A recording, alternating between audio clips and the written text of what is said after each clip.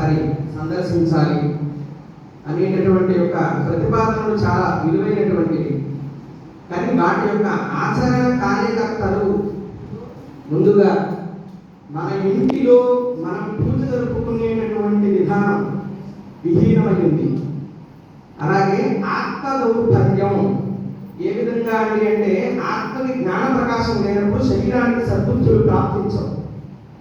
అలా మనకి ఇంట్లో దేవతార్చన చేయకుండా దేవాలయానికి వచ్చి 100 కొబ్బరికాయలు కొడుతున్నాం. మనం ఇంట్లో మందిరంలో పూజ చేసుకునే విధానం నేర్పించే క్లాసులు ఫస్ట్ మనం నిర్వహించుకోవాలి. మనం అందరం కూడా ఇక్కడ సభాసదులు అందరూ ఆశ్చర్యమైనటువంటి సభాసదులు అందరూ ఆచరణ అనేది అందరూ నేర్చుకోవాలి. భూతోచ్చాటన అందరూ నేర్చుకోవాలి. వాడెవరికో ఒక బుక్ ఉంటుంది, వాడిని అడిగితే 4 ప్రశ్నలు చెప్తాడు, 4 జవాబులు చెప్తాడు.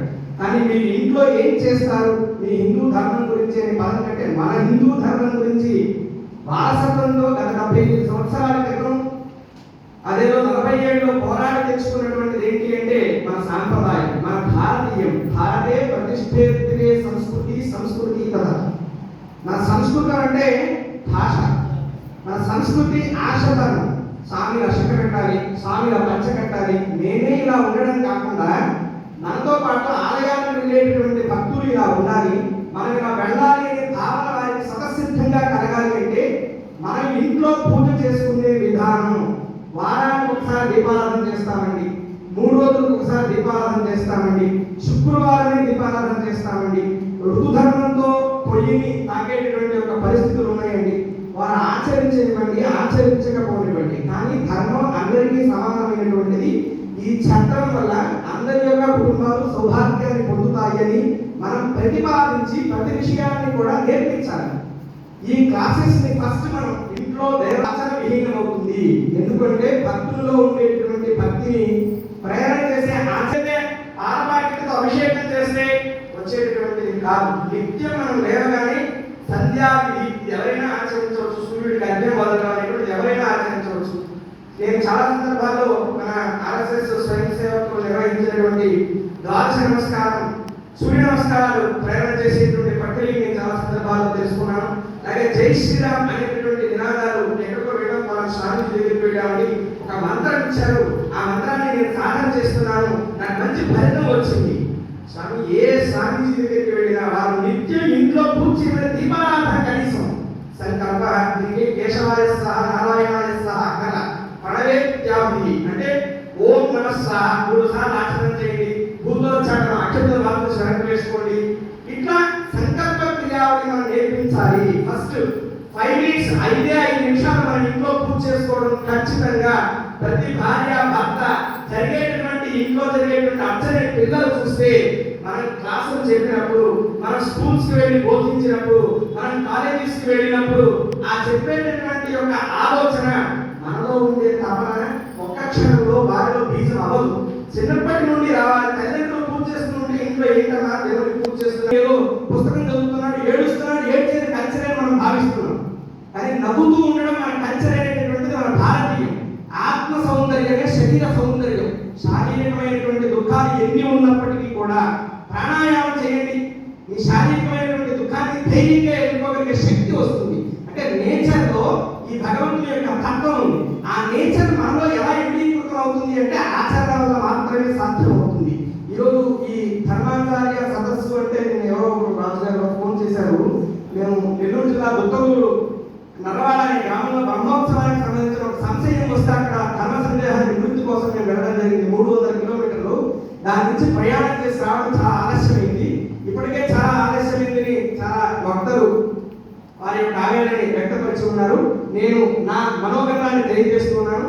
పూజ్యులందరికీ కూడా మా యొక్క అభ్యర్థన, శ్రీ శివజ్ఞానపీఠం యొక్క ప్రతిపాదన ఏమంటే ప్రత్యేకించి మన మఠాలలో మన శిష్యులకు ముందుగా మొట్టమొదటిగా ఇంట్లో గృహజ్యోతి, ఇంట్లో దీపారాధన చేసేటటువంటి విషయం ఎవరైనా ప్రశ్నిస్తే చెప్పలేని పరిస్థితుల్లో మన నుండి మనం భారతం, భగవద్గీత, రామాయణమని మనం ప్రశ్నిస్తే ఆత్మజ్యోతి లేనటువంటి శరీరానికి జ్ఞానజ్యోతి అనేటటువంటి 2 పదాలకి అన్వయం అవునటువంటి భారతం, రామాయణాన్ని ఎంత విన్నా ఆక్షణమే బాగుందని క్లాస్ కొట్టి వెళ్ళిపోయేటటువంటి పరిస్థితుల నుండి బయటికి రావాలి అంటే మనం ఖచ్చితంగా గృహదేవత అర్చన ప్రారంభించాలి.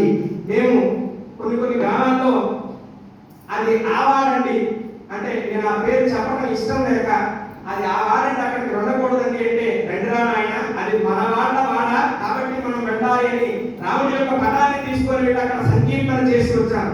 అవతల వారికి ఇష్టం ఉన్నాను ఇష్టం లేకున్నాను అవతల వాడు వచ్చి ఇక్కడ ప్రచారం చేస్తూ ఉన్నప్పుడు మనం వెళ్ళడానికి అదేటటువంటి ధర్మం ఏనాడు కూడా వారికి అడ్డం లేని మనకు అడ్డం వస్తుందా, మనకు అడ్డం లేని వారికి అడ్డం వస్తుందా, మనం వెళ్ళకూడదు అక్కడికి అనేటటువంటి భావజాలం అనేటటువంటిది మనమే తిరిగీసుకున్నాం. ఆనాడా అంటే దీనిలో చాలా ఉన్నాయి. అది ఇప్పటికిప్పుడు మార్పు చెందేవి కాదు. కానీ గృహ మందిర దేవతార్చన స్పష్టంగా ఇది ఏ గ్రామానికి వెళ్ళండి ఇంట్లో దేవుడు పూజ పెట్టి ఉంటాడు.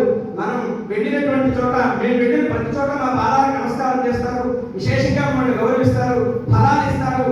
మా యొక్క పరిస్థితులు బాగోలేదండి అంటారు. చూస్తే ఇంట్లో దేవతార్చనే చేయరు. నేను 100 సార్లు లలితా సహస్రనామ పారాయణం చేశానండి అంటారు.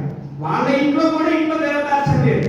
సంధ్యా విహీన సర్వకర్మసు అశుచి అంటే ఏదైనా శాస్త్రం సంస్కృతంగా ఒక శ్లోకం చెప్పింది అంటే ప్రామాణికతగా జీవితంలో సత్యమై ఉంటుంది. ఇందాక నేను చెప్పినటువంటి ప్రాణాయామ ప్రక్రియ లాగా అన్నమాట. ఎంత ఒత్తిడిలో ఉన్నవారైనా సరే ఒక్కసారి ప్రాణాయామం చేస్తే ఖచ్చితంగా వారు చైతన్యవంతులు అవుతారు. నేను ఏ డబ్బు పెట్టక్కర్లేదు. అదే జ్ఞానం అంటే అదే మన సంపద, అదే మన భారతీయం. ప్రకృతిలో ఉండే శక్తిని కేంద్రీకృతం చేయగలిగిన శక్తి ఈ భారత సాంప్రదాయంలో ఉంది. ఆ సాంప్రదాయం ఏంటంటే నిత్యార్చన.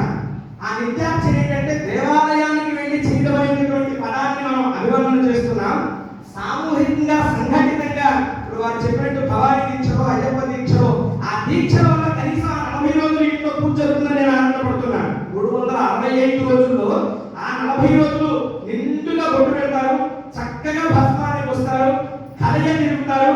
మళ్ళా ఏదైనా ఒక చిన్న విషయం వస్తే 41 రోజులు ఇరుముడైపోయిన తర్వాత మళ్ళా వాళ్ళు ఆ ఆధ్యాత్మిక సంపద కానీ ఆ రాసినటువంటి భస్మం కానీ ఆ కలయిక యొక్క సౌందర్యమైనటువంటి యొక్క ఏమిటి విపక్ష వివాద రహితమైనటువంటి ఆత్మీయత భక్తి ప్రేమ కూడా 41 రోజులు ఇరుముడితో పాటు స్వామి చెంతకు చేరుతున్నాయి.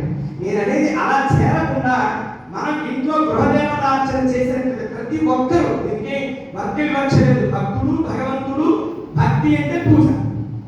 కాబట్టి ఇప్పటికి చాలా సమయాన్ని మీకు వృధా చేశామా, జ్ఞానాన్ని కల్పించామా అంటే సామూహిక అనుగ్రహంతో మా మనోవేదనని మేము పరిశీలన చేసినటువంటి గ్రామాంతరాల్లో జరిగినటువంటి కొన్ని యొక్క కుటుంబాల యొక్క పరిస్థితుల్లో మనం భక్తిలో ఉన్నాం అని బొట్టు పెట్టుకొని కనిపిస్తున్నాం. కానీ ఆత్మలో భగవంతుని యొక్క నిత్యార్చన విహీనమై ఉంది. ఇంట్లో దేవతార్చన దీపారాధన అనేటువంటి ప్రక్రియలు విహీనమై ఉన్నాయి. అవి నేర్పించడానికి మన పీఠం ఇప్పుడు సిద్ధం. మీరు క్లాసెస్ నిర్వహించాలన్నా మేము వచ్చి ఖచ్చితంగా దానికి ఒక పుస్తకాన్ని ముద్రించి క్లాసెస్ తో 5 నిమిషాలు ఇంట్లో దేవతార్చన వల్ల విశేషంగా శ్రీ సూక్తం, పురుష సూక్తం, నవవించడం అక్కర్లేదండి. ముందు శ్రద్ధగా 2 నిమిషాలు పూజ జరపండి. దాని యొక్క సౌందర్యం కుటుంబం మొత్తం ఆనందంగా ఉంటుంది అని సూచిస్తూ ప్రతిపాదన చేస్తూ త్వరలో మన పీఠంలో వీటికి సంబంధించిన క్లాసెస్ కూడా ఏర్పాటు చేస్తామనేటువంటి యొక్క అభిప్రాయాన్ని కూడా వ్యక్తపరుస్తూ శివోహం.